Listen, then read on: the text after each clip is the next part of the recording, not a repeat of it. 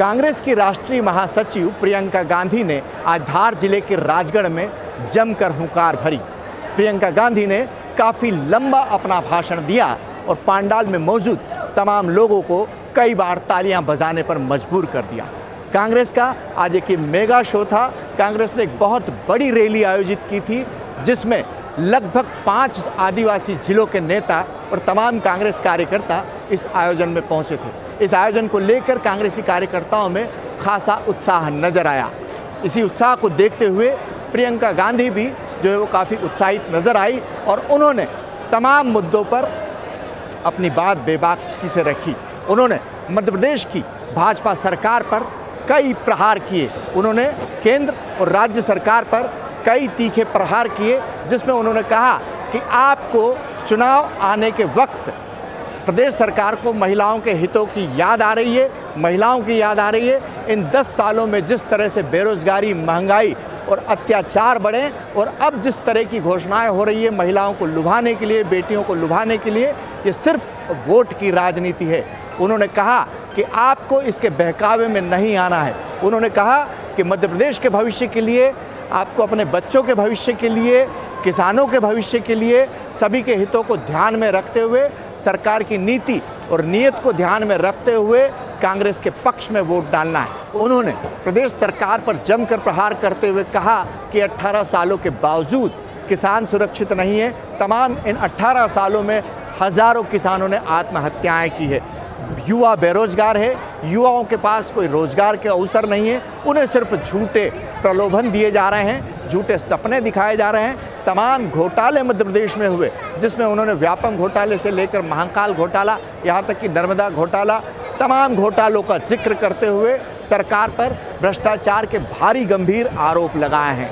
प्रियंका गांधी ने लगभग अपना भाषण 40 मिनट से ज़्यादा समय तक दिया और इस दौरान उन्होंने महिलाओं को फोकस करते हुए अपनी तमाम बातें रखी और महिलाओं से उन्होंने एक तरह से मंच से सीधा संवाद किया और उस पर महिलाओं ने भी उसी तरह से अपना जो है वो रिस्पांस दिया और कई मामलों पर लोग जो है वो ताली बजाने के लिए मजबूर हुए।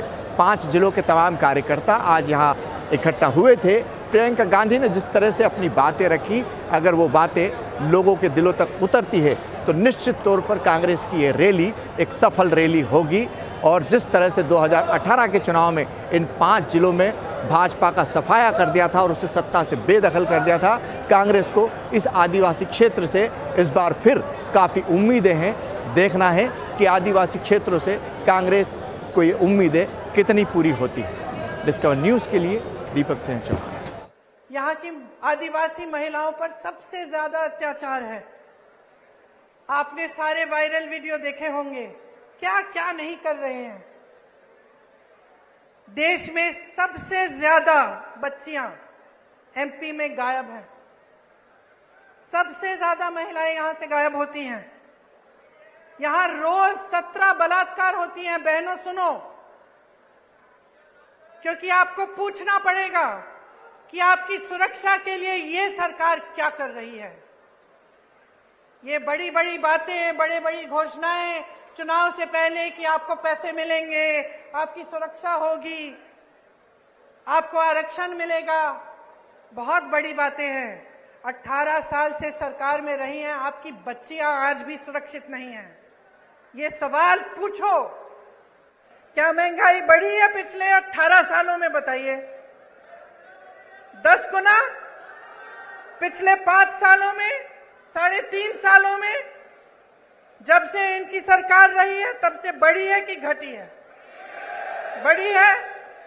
रोजगार मिले हैं आपको? नहीं। मेरे किसान भाई जो खेती छोड़ के यहाँ आए हैं, बताइए आपका जीवन ज्यादा मुश्किल हुआ है कि ज्यादा आसान? मुश्किल हुआ है।